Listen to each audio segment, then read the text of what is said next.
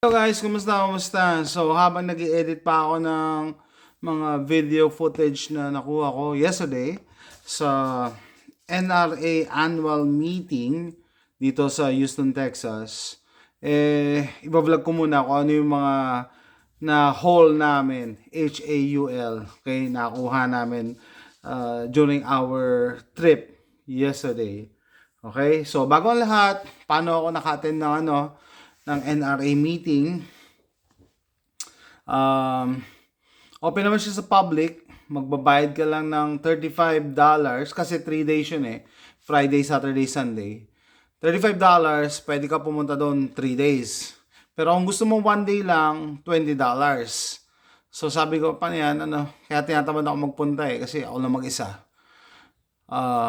Sabi ko, sige, sama ko si AJ. Buti na-encourage tayo ng mga kaibigan natin dito sa channel natin. Once a year lang naman yan eh. Pumunta ka na. Actually, hindi pala once a year yung meeting ng NRA dito sa Houston. It's I think every 3 years. So next year sa Georgia. So malamang hindi tayo makakapunta doon. Okay, kasi if you attend those events, no, you need to pay for your trip. Example, yung plane, magbabayad ka aeroplano, hotel, pagkain mo, tapos yung everyday na wala ka, syempre hindi ka kumikita noon, 'di ba? So, malaking gastos. And sabi ko, blessing na din dito sa Houston, at least malapit lang sa amin. 45 minutes lang yung drive. So, yun, nag-decide na nga ako, na-attend ako. Tapos nag-decide na rin ako, sama ko si AJ. Sabi ko, pag dalawa kami ni AJ, $40 yun kung 2020. Tapos nag-scan ako.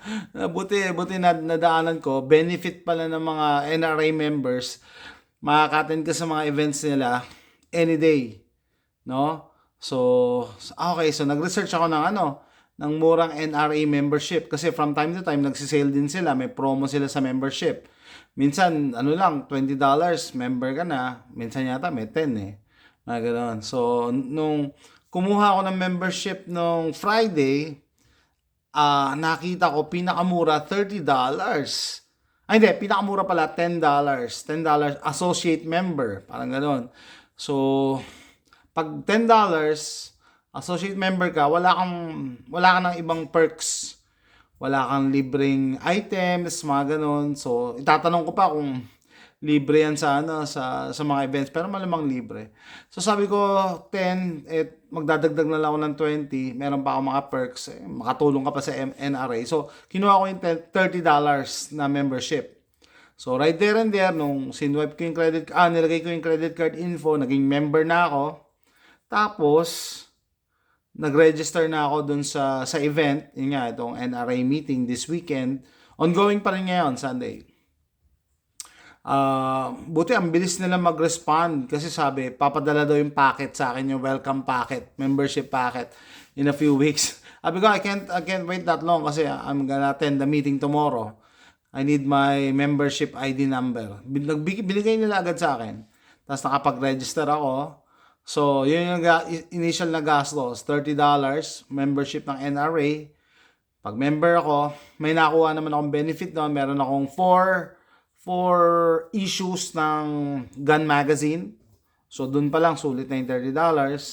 Plus, meron akong free knife na merong tatak ng NRA. No? So, yan, sulit naman yung $30.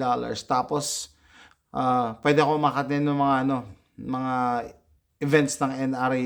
Yun pala, yung entrance namin yesterday. So, libre na. So, yun, $30 ang initial ko na gastos. Tapos, nagpa-reserve na ako ahead of time ng parking space. So, pag nandito ka sa Texas, no? Pag pupunta ka sa downtown, maganda, alam mo na kung saan ka pa-park kaysa doon ka maghanap. Mapapamahal ka or mapapalayo ka. So, yung nakuha kong parking lot is 4 minutes away ang lakad. Lakad lang ha. So, hindi na masama. $15. Okay? Mas gusto ko rin naman kasi maglakad-lakad doon sa downtown. Bihira ako magpunta eh para makita yung lugar. So, $15 saka $45 ang gastos. No? So, huwag na isama yung pagkain. Usually, kakain ka naman talaga eh. So, sa $40 kong initial expense yesterday, ano ang mga nakuha kong freebie. So, sa $40, maliban sa membership ng NRA, maliban dun sa free entrance namin ni AJ, eto na yung mga... Yan. Yay, AJ. Okay, ito yung mga nauwi namin ni AJ. So, ayun nga. Yan, official talaga. Nag-ano kami. Sponsor pala ng Midway USA. May nakita lang akong isa doon na YouTuber, no? Nakalagay dito niya, press. YouTuber yun eh. Anyway, so yan. Tapos ang daming mga stickers. Shout out sa Sarsimas. Sila yung namimigay ng bag. Ang dami nilang binibigay na bag doon. Tapos, sabi ng misis ko, kumusta yung bag? Maganda ba? Oo, maganda. Hindi siya basta-basta kasi gusto namin yung mga gantong tote bags kasi nagagamit namin to sa ano, no, sa camping, sa beach. Ayun, ang ganda ng quality sa Alcimas. Tapos etong mga bags na to, kada isa may QR code. So pagka in-scan mo, kasama ka sa raffle nila. Yun nga lang, sayang hindi kami nanalo pero grabe yung mga premyo. I think 3,000, 3 kyaw na baril at bala, gear. Yun na panalunan ng mga winners yesterday. Tatlo yata yung nanalo sa kanila. So ayan, no? Dalawa bag namin, tag-isa kami ni AJ eh. Tapos syempre, sandamakmak na stickers. Yung mga gimmick o mga giveaway nandun lang sa mga table, ikaw lang kukuha. Pero syempre, kinuha namin, tigda-dalawa lang. Tag-isa kami ni AJ sa Sima. So, tatanong kayo, anong gagawin mo dyan sa mga stickers? Usually, yung last time na mga naipon kong stickers ay binigay ko kay Charles. Sabi ko, ibigay mo sa mga mga kababayan natin na mahilig sa stickers. So, ayan. So, si Charles actually parating dito in a couple of months. Ganun na lang gagawin ko. Bibigay sa kanya. Ito maganda to eh. Daniel Defense to eh.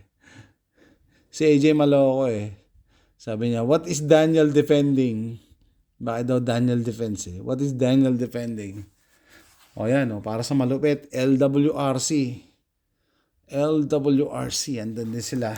And syempre, paborito ko, Keltec. At paborito din ng mga basher natin. Marami nang mabash ang Keltec, pero this is a good company. Very innovative. Ganda ng mga products sila. Tapos abot kayang halaga. Ayan, Daniel Defense din. Ito mga sticker na to. Daniel Defense, at least may sticker man lang ako. Yung hater natin dyan, shout out. Ayan, meron akong Daniel Defense, Sticker nga lang. Tapos dalawa pa. Ayan. Paano pa? Ayan, LRC, Ws. Tapos may namimigay na ganito. Yung agila, yung bala. Chopsticks ata to, no? Yung pag nagka-crack yung lips mo. Tapos may namimigay na, ito, earplugs. Ganda ng case eh. Agila din ata to eh. Tama, agila din yung ammunition. Nung last na uwi ko last year, namigay ako ng mga earplugs, di ba? Tapos, bago ako umalis, may naiwan ako, binigay ko na lang kay Charles. Sabi ko, pre, pabigay na lang sa mga kababayan natin. Kaya pag may nakita nyo si Charles sa gun show, swerte nyo pagka meron siyang dala. Ito, Caliber Coffee, dalawa. para sa yan. And, ito, dalawa rin.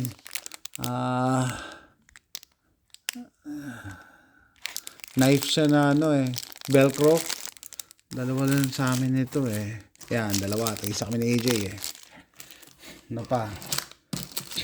NRA Houston.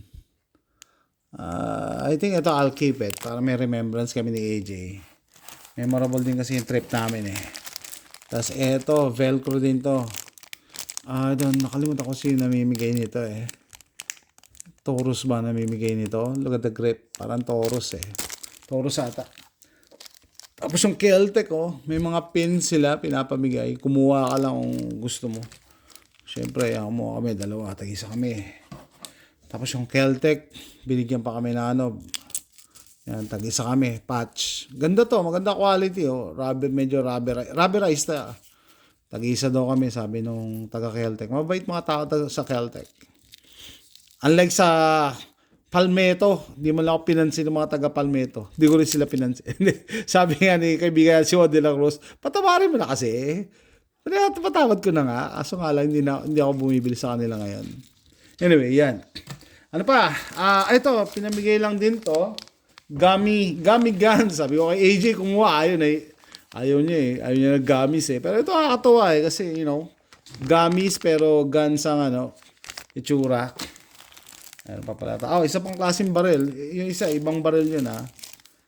Umuta ko na kung sino ito eh. Ito pala may optic. Ito walang optic. Tapos, itong mga armband. Yan. Winchester. Ito. Winchester. Ito.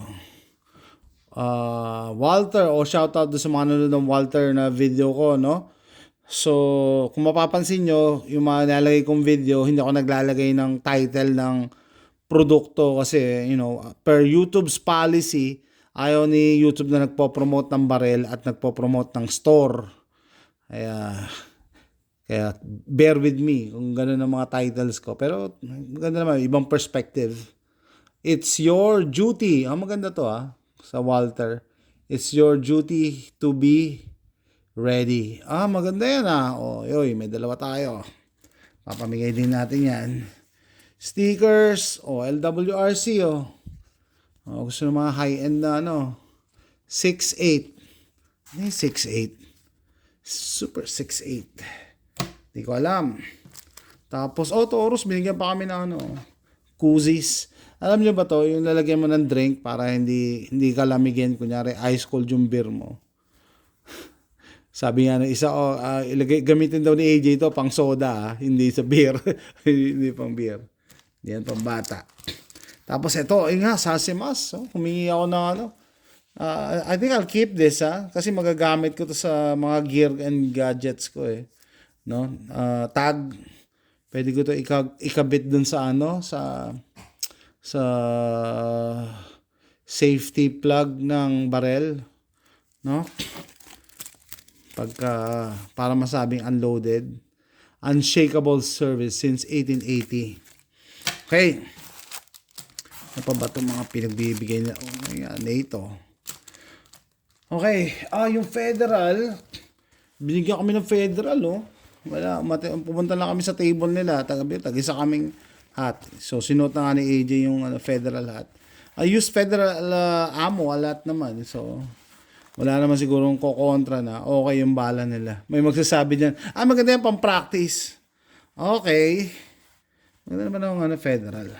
Tapos ito, malupit. 360 precision. Okay? So, sumali ako dun sa pa-contest nila na mag-shoot ng AR using Mantis na laser system. Ito yung consolation prize nila. Maganda na may hat. American flag. Ito yung prize. So, teka, saan na ba yun? Para mapakita ko rin. Mga shoutout din natin. No? By the way, kinausap namin yung Mantis. No? Very accommodating yung babae. Mga products nila. Titan X. Tapos, tayo mga Ito, no? Yung Ace. Ano ba binigay nila sa amin dito? Ito yung sa naipag-partner to sa Springfield So, parehas kami ni AJ, tinry namin tong VR. Tinry namin yung VR na yan. Yan, Titan Ace. Yan, meron kami book pala ng NRA. Remembrance. So, yung Ace. Sensya na. Kumahanap. Wala yata. Ayun, X360. Anyway, so abangan nyo lang, i-upload ko yun. Nag-shoot ako dun sa NRA show. Tapos yan, Keltec, nagbigay pa ng koozie again. Daming giveaway. Ito, binigay lang din nila to bag ng Rocker Knives. Bag. Gamit yan.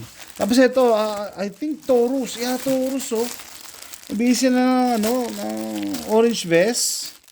Tag-isa kami. Kumuha ako ng isa, tapos kumuha para kay AJ. Pag nag-hunting kasi dito, mas safe pag orange vest. Para daw makita ka ng ibang hunters. No? Anyway, yung mga hype naman daw is colorblind. Okay, so nga ito nga isang bag. Punta na tayo sa ATI.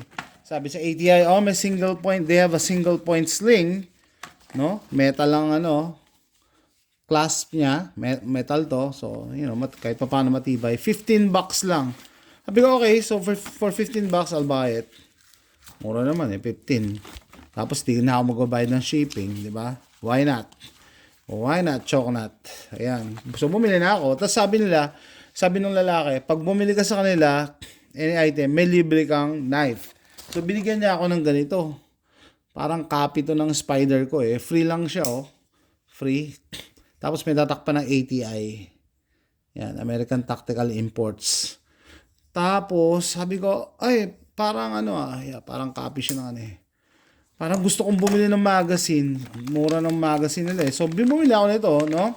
Yung magazine nila ATI na 60 rounder. Alexa, stop. Ubos na yung pang 5.56. Yung AK-47 meron pa. So, sabi ko, okay, bibili ako ng AK-47. Tapos, binigyan ulit ako ng isa pang knife. Pinapili ko si AJ. Sabi ko sa kanya yung black. So, dalawa kami. Meron kami his and his na ganito. Parehas na ATI ang tatak. Sa kanya, black ako. Yellow. So, and I think that's, last. Meron kami nakita nagbibenta ng mga belts. Ano na kung gusto nyo, meron siyang kasama. Ito, Second Amen. Yan yung company nila.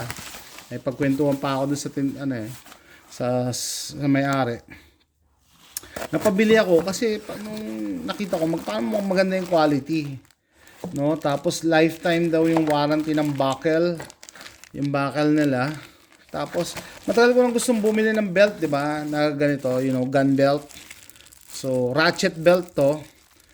Siguro, gagawa ko na ng separate video para makita nyo. Yeah, matibay siya, matigas siya, So, magkano ba presyo nito? $39.